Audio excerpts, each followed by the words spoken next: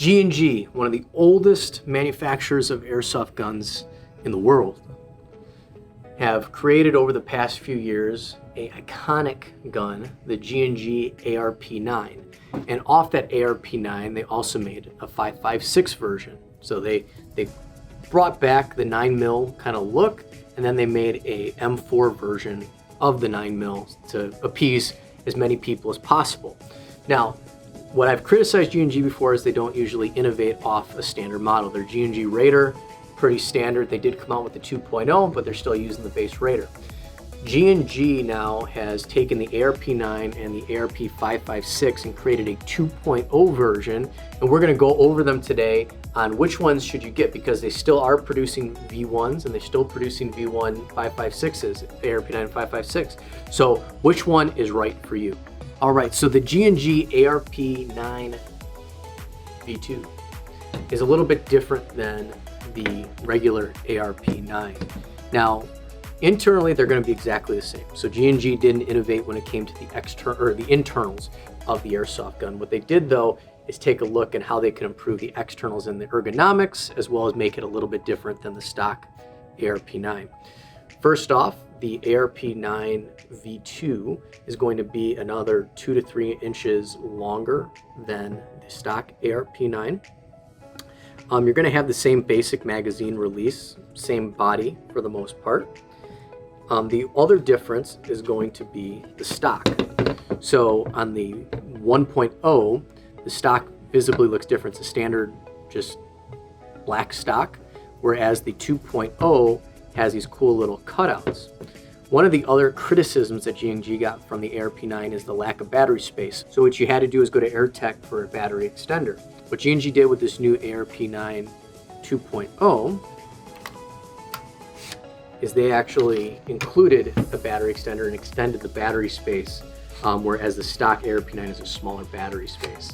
They still kept the same little small kind of diameter of the battery space, but you have that built-in extra 2 to 3 inches so you can fit most Lipo batteries.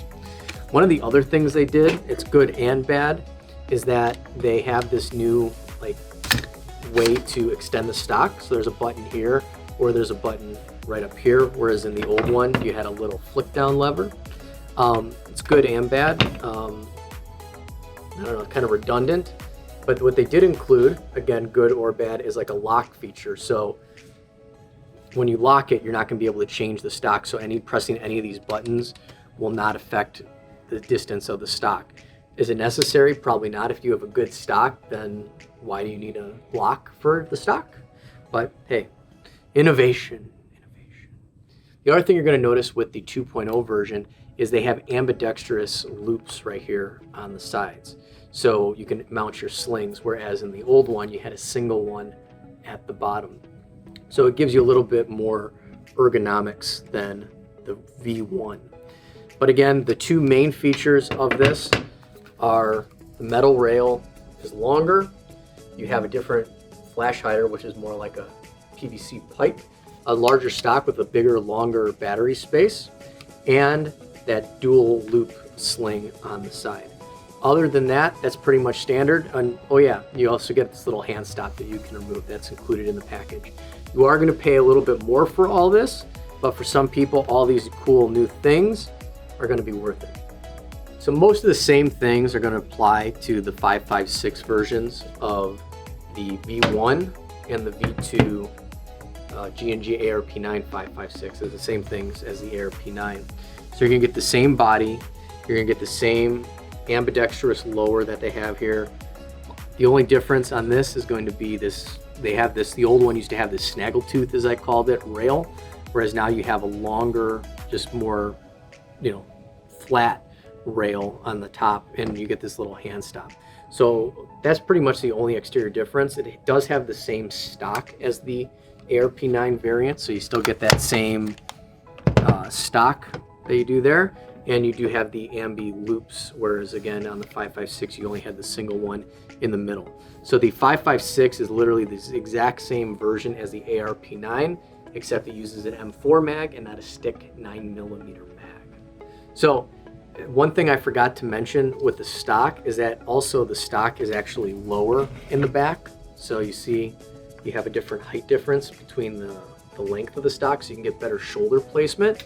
It kind of seems like G&G took everything that Airtech Studios made to improve their ARP9 and just made it into a normal stock, because Airtech had a stock extender, they had a battery extender. They said, screw you Airtech, we're gonna build this into the gun. So thanks for the innovation.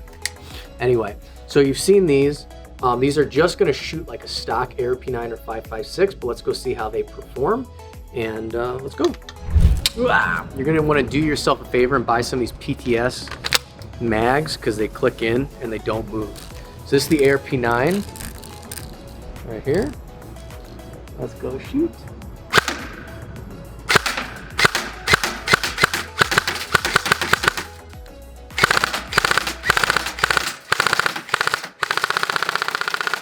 I forgot how many BBs these ARP9 mags hold, but extra space for extra BBs, I guess. So let's go look. I know it's going to shoot accurate because I'm an accurate kind of guy. Yeah, see? Full auto, 15, 20 feet. You're going to, then semi, and when you don't aim, you're going to hit up here. Shoots really, really good. And you don't actually notice too much the extra like couple inches of length. So I wouldn't be worried if you're like into that super tight grouping. You're actually maybe getting a little better distance out of this with the longer barrel length. But let's go shoot the 5.56. It should be the exact same thing, but science. PTS mags, okay? Ooh, it's nice and warm in the sun.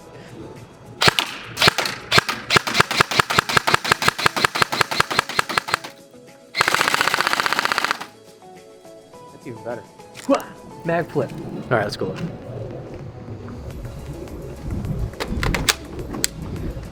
Bullseye, okay? Comes a couple strayers, but hey, you know, cool. So, should you go out and buy the G&G ARP9 2.0 or the G&G 5.56 2.0 or just a regular ARP9 or 5.56? Well, G&G with the 2.0 has improved a lot of the ergonomic battery space issues, stock issues of the first gen ARP9 and 5.56. You're also going to get a slightly longer rail, which gives you a slightly longer barrel length, so you're probably going to get more distance. And if you can afford the extra money, we would say get the 2.0. Now, what should you get then? The ARP9 or the 5.56 version? Well, if you like stick mags and want to be speedy, then buy the stick mag one. If you like bulky M4 mags, you don't want to get new mags because all your other guns are M4s, then get the 5.56. You can't go wrong with either. Fully upgradable, fully awesome, and PTS makes some awesome. Is that a product placement? It might be for PTS. They make some awesome mags for the G&Gs. You can find all these here at mirtactical.com because we have the newest, the bestest, and the best prices in the world. Make sure you like and subscribe, and we'll see you next time. I just noticed I'm wearing two sunglasses. Yeah. What was that? Oh.